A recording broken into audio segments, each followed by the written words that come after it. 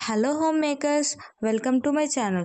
మీరు ఎప్పుడు తినేటట్టు రొటీన్గా కాకుండా కొంచెం వెరైటీగా బజ్జీ చేసుకోవాలి అని అనిపించినప్పుడు ఈ తమలపాకు బజ్జీని అయితే ఒకసారి ట్రై చేసేయండి.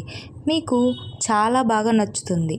రొటీన్గా కాకుండా కొంచెం డిఫరెంట్ యూనిక్ టేస్ట్తో కొంచెం తమలపాకు ఫ్లేవర్ తగులుతూ చాలా టేస్ట్గా ఉంటుంది.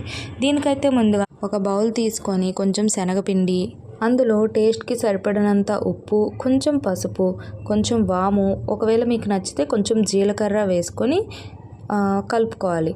అందులో కొంచెం బేకింగ్ పౌడర్ వేసుకోవాలి. బేకింగ్ పౌడర్ అనేది పూర్తిగా ఆప్షనల్.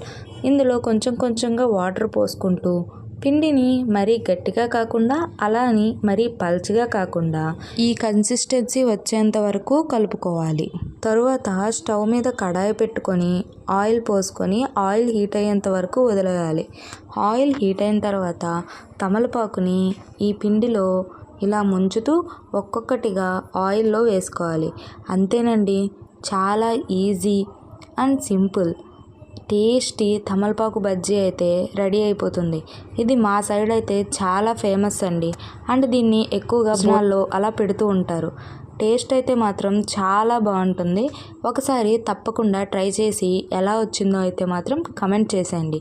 ఈ వీడియో కనుక మీకు నచ్చినట్లయితే లైక్ చేయండి, షేర్ చేయండి అండ్ మన ఛానల్ని సబ్స్క్రైబ్ చేయడం మాత్రం అస్సలు మర్చిపోకండి. Thanks for watching this video. మరొక మంచి వీడియోతో మేము ముందుకు వస్తాను. Until then bye.